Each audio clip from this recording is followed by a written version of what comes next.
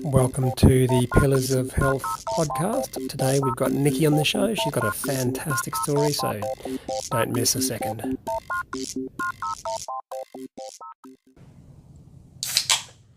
We are rolling.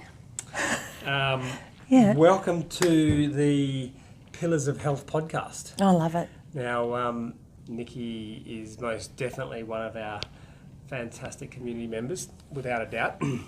So, it's just a chill out. It's just you talking. You're going to do most of the talking. Are you sure you can handle me doing all the talking? Mm-hmm. We've got our soda water. Just be sure that this is not soft drink, guys. Yes, soda water. And I was thinking the title for the podcast and various things, whether it should be functional movement based or medical based, and I think I'm going to go with just pillars of health. Okay. Pillars of health, because that's what we do here. We focus on foundational, fundamental pillars of health, being the movement, nutrition, stress management. Yes. Okay. We can't be stress monkeys. No. All the time, because that's going to compromise health, and good quality sleep. Yes. And I everything that you've just said is highlighted and indoctrinated regularly in the sessions that I attend, and that's what's fantastic. Yeah. Centre of excellence, because those are pinnacle in my life. Yeah, fantastic. So before we get into it, and before you just take us through your journey, we're going to start with 20 questions. Okay. Hey. So number one.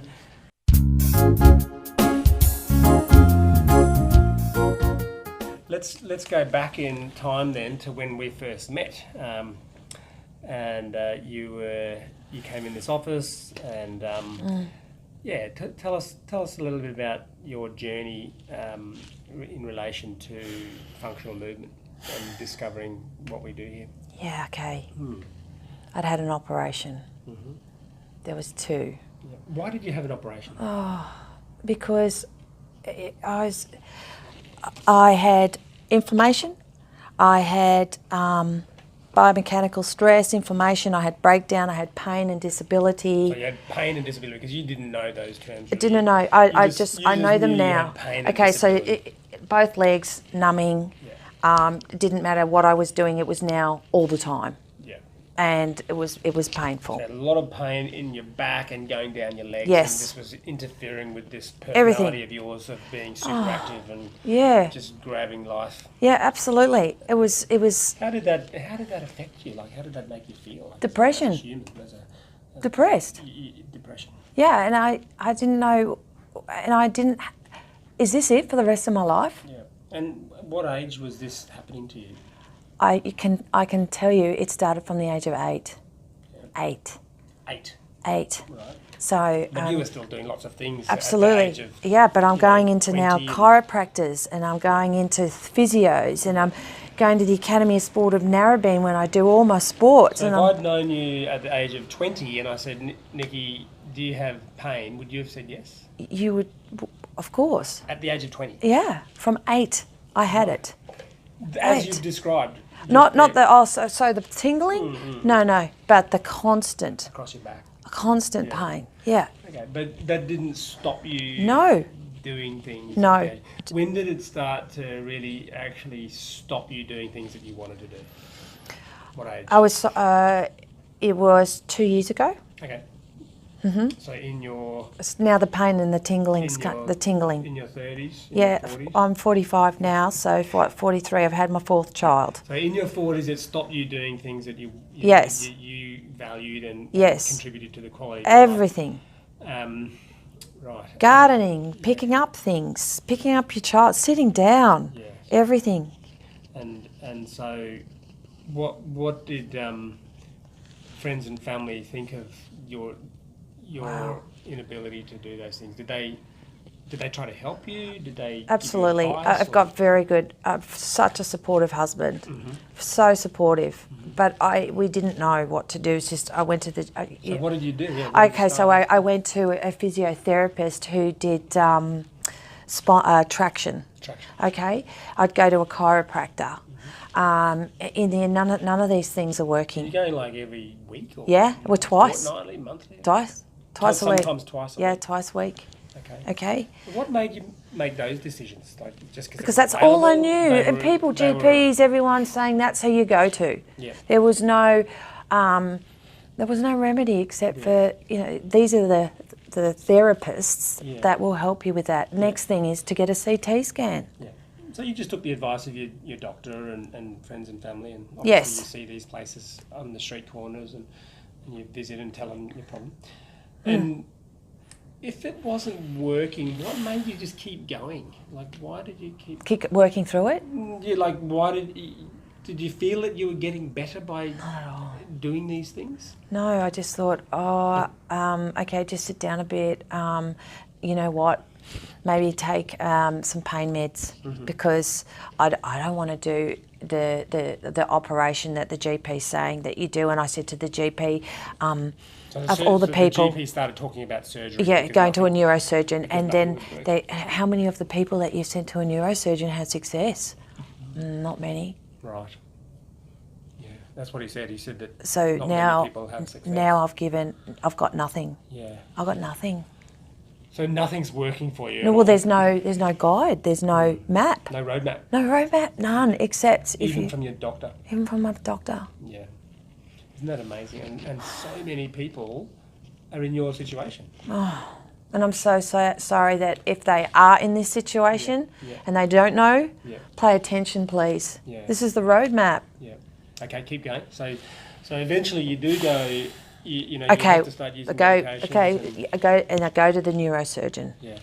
I'll do the MRI because the CT's showing something. He said at the very most, it looks like a nerve problem. I don't know the terminologies here, but we'll scrape around it. But we've got to do an MRI. Yeah. I'm sitting down in his office after the MRI, and he said it's not what I thought. It's worse than that. Oh, right. You've got bad degeneration, and there's not much of that vertebrae left. We have to operate. Yep. Now I'm listening to a man who's showing me what looks to be. He's telling me what looks to be exactly what it is, and it's a no-brainer. And I can't live like this. So we do it. So you proceed. You put your trust in him and push on with it. Yeah. Okay. I'm in more pain after the surgery. I'm in excruciatingly more pain, and they don't know what it is. Yeah. And they later find out. So you go back and see him. You have your X-rays. Yeah, but not. Well, I'm in the hospital. Oh yeah. I'm in more pain after surgery, and there's a spinal fluid build-up. Okay. But it took a week, and then when he goes in, it hit him in the face. I was like, okay. So did you have to go back a second time? I was still in hospital. Yes. But they couldn't discharge me because I was in worse pain. Okay. And then the examination showed that there's some spinal build-up, fluid. Sure. Okay. Then we go back after the operation. Yeah. What are my parameters? So when do you go home? How long do you stay in hospital for? 10 days. But you didn't have to go back to surgery to fix up anything, that fluid buildup? Yeah, after that fluid build-up. You had to go back for a second operation to fix that up? Yeah, that's right. Okay. Then we go back and I've got to rest. Does that make the pain better? Does that settle things down for you a little bit? Or? It's sort of alleviated the pain, the numbing now. Yeah. Okay? We've got no more of that. Okay. Okay, we've got some of that, but we haven't got all of it. But it's still symptomatic pain. Sure. Okay? Yeah. You're not thinking, shit, is this as good as it gets? I don't know yet because I have to let this process happen. Okay? Yeah. I don't know yet. I go back to him when. Are you worried? Like, are you thinking, just I wasn't expecting this sort of feeling after surgery. I thought I'd be better. You know, like when you go to the dentist and you've got a sore tooth and the dentist fixes up, it feels pretty good the next day, you know? I'm like this because I'm Terry, because I'm very much hopeless. Yeah. I'm very much lost, and the person I have faith in has none for me. Put all your hope into this There's nothing. Massive decision that you've made. Yeah. And it's not sort of like, it's not Christmas Day. It's not Christmas Day, and there's no hope. There's no roadmap. So you go home.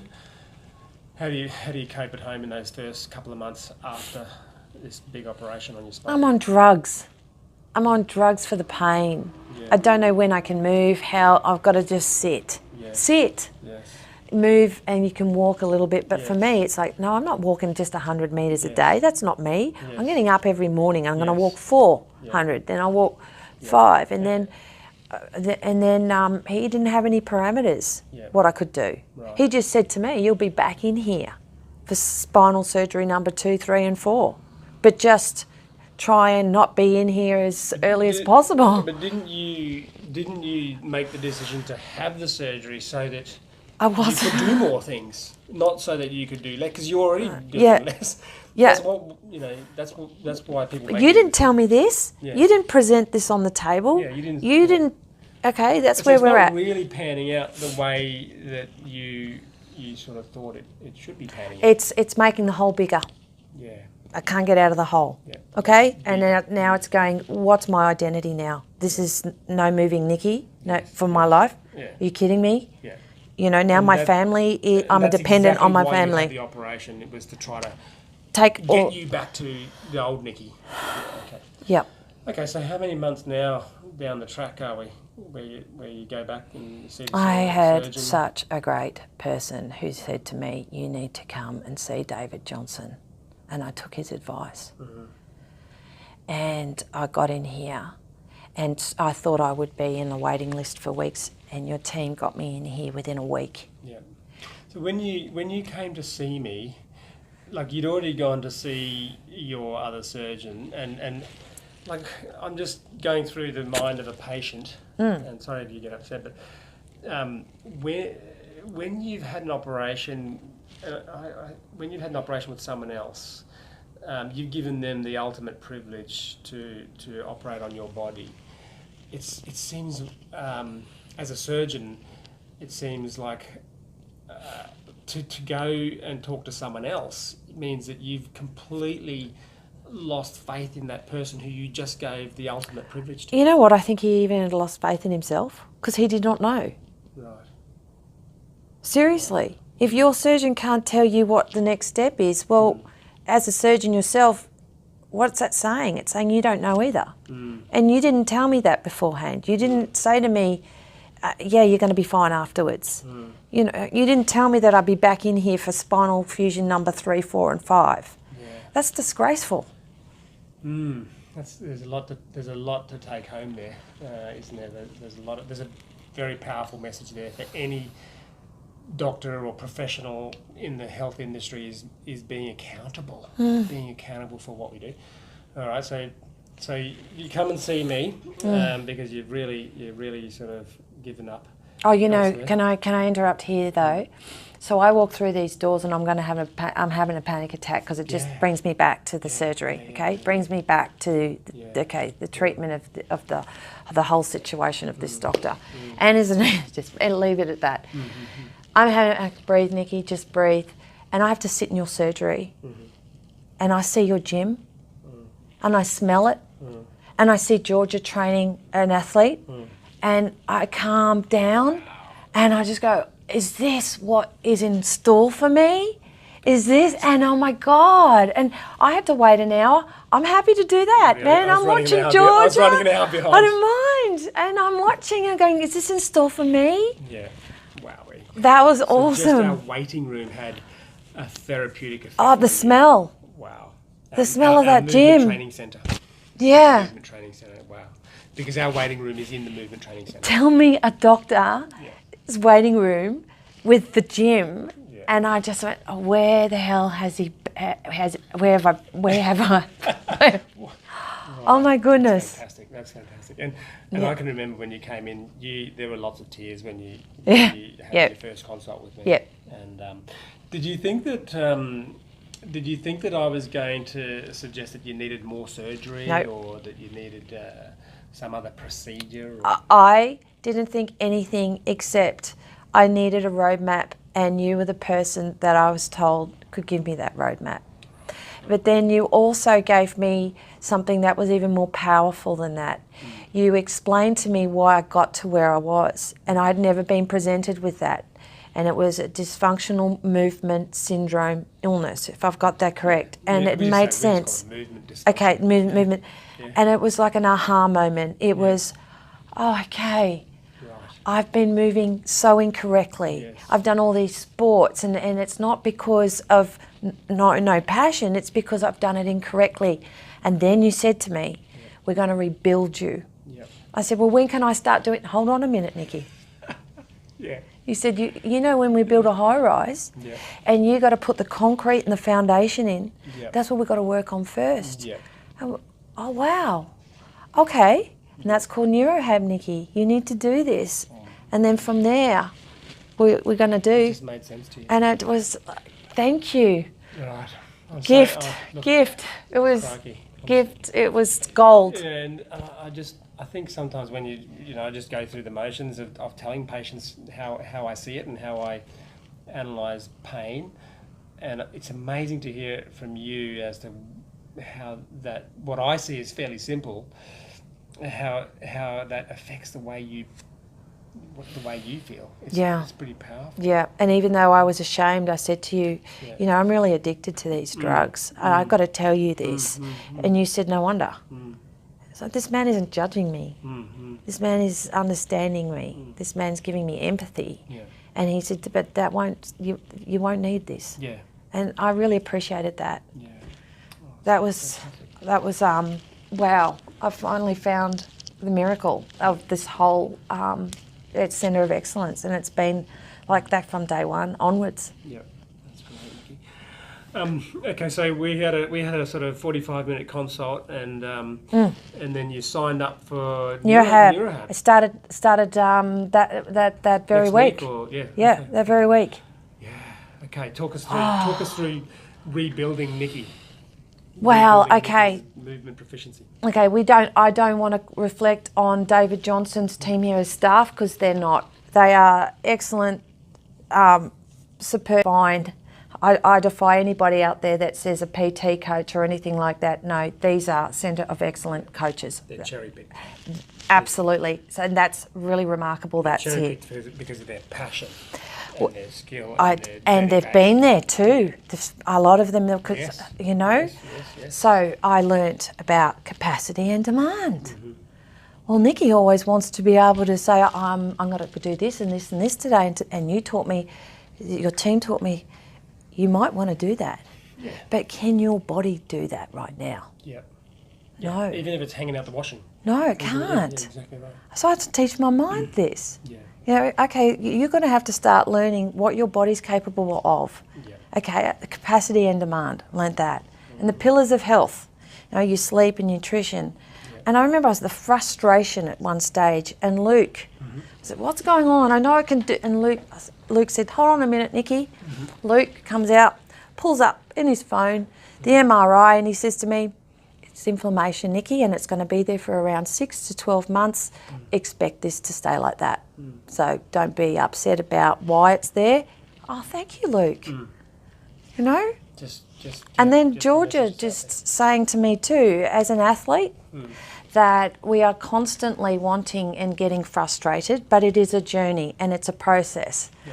That's life too, isn't it? Yeah. Yeah. So don't put those expectations. Yeah.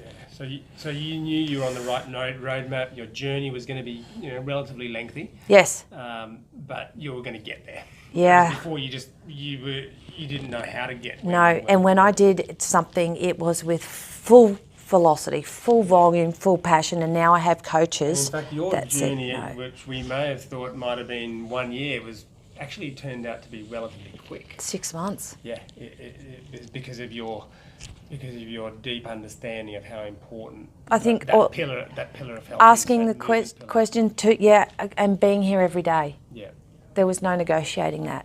Yeah. And I said to myself, I'm not finishing here just on neurohab. Yeah. Because I know my personality, whatever I choose to do, I'll give it everything, but I'll forego the correct way. Yes. Because number one, I don't have that capacity to understand the movement function needed, okay? Yes. I only know I'll give you everything. Here, no, Nicci, bend properly, load it, unload it a little bit more, the technique's not okay. So I'm constantly being observed, given instruction, and that is what Nicci needs. That's part of the difference between exercise or strength and conditioning and fitness versus movement training. We focus on movement skill, and then as a consequence of that, you do become fit. But our priority isn't fitness. Our priority is movement skill. And then movement skill just naturally, unavoidably builds fantastic athletes. It's like your default. And good default. And tell us what we, think about. Well, I've done lots of things with Nicci outside of work now too, and I was amazed that we organised that Mount Cootha run. This is. I'm going to put David aside for a minute, because we are so lucky that we get exposed to our neurosurgeon, who won't put his neurosurgeon tag on. He becomes one of us. And that was just one exercise where you took us to. Well, I organised it. You came, and it was awesome. So the exposure of your doctor, in this community is just awesome. Yeah. Because look, movement therapy or movement proficiency is for everybody. I don't want to leave myself out of that. That's a good point. So I want to be a part of that, and I love training with my patients, because and I pinch myself that there's John, there's Jack, they used to be my patients, and now I'm doing a neurofit workout with them, right? So what else have we done? We've done the handstand workshop. Yeah, well, that was marvellous. Like do you know that I can now do handstanding? Yep, I can do a handstand push-ups now. I can do that. Push-ups. So you're upside down on the wall doing handstand push-ups. So when we program handstand push-ups, you go, I'm RXing. I don't have to scale that one. That's quite a feat. That probably less than 1% of people in the world can do handstand push-ups. Well, hey, I'll tell you why. Because we've got 2 coaches per 10 people in the class. Yeah. We get such good sound coaching that I lap it up. It's gold. Yeah, movement proficiency. That's probably why I've come a long way, because I'm not in a class of 1 coach and 40. Yeah, I mean, think about that. Like a year ago, if I said, Nicci, you're going to be doing handstand push-ups. Oh, you were happy to bloody be able to do the laundry. Yeah. Oh gosh, yes, and to mow my lawn. Yeah, absolutely. Yeah, and the coaches here, I mean, they all present with the most amazing assets, each of them. So it doesn't matter what class you go to, you're in great hands. Yeah. Captain Sam's a bit mean though. Captain Sam, pushing your capacity. Well, he does that to me as well. Yeah, I just want to dob him in. Captain Sam, you're dobbed in. Yeah. All right. Well, Nicci, anything else? That's a lovely story. I'm really proud of you. Oh, thanks. I'm so proud of you. And I'm grateful for you telling your story, because there are lots and lots of people like you. And I know what the background science is and the research is, and back pain is considered to be the leading cause of disability on the planet by the World Health Organization. So the statistics don't lie, and what it tells me is that as an industry, we are not doing as well as we should be to help people like yourself. So you're part of that process in helping to get that message out there. And my dream is that people who have back pain will just be driving along the street one day and they'll see a functional movement training centre on the street corner. Yeah. And they now have a choice of doing functional movement therapy or having a massage or having Pilates or doing hydrotherapy or going to a physiotherapist. And there's nothing wrong with those other strategies, but as you said right at the beginning of the interview, that you've got to have that foundation. Yeah. That foundation to build your capacity back up on. That was the biggest takeaway. There's one of the things that we put on the board, okay? And so that's as many as form. So no. It's as heavy as form allows. Yeah, that was on the board, okay? And one of the coaches said, I hate putting that up. Yes. Because that should be applied to everything. Yeah. Yeah. Right? Well, that's the 5th point of Right. the neurohab points of performance, isn't it? That's Yeah, the, yeah. Point number 5 is proficiency limited range Yep. of motion. Yeah. Okay, so if you can't do something and you move out of good positions to do it, Yes. you've got to modify that activity for a little while Yeah. until the body catches up, and Yeah. then suddenly it's okay to pick up a 10-cent coin that falls on the ground. That's the one that did it, right? The last thing I'd like to say is that I trained with a girlfriend of mine, and she is a CrossFitter. We were doing deadlifts yesterday, and I, got her to use the broomstick. Yep. Couldn't.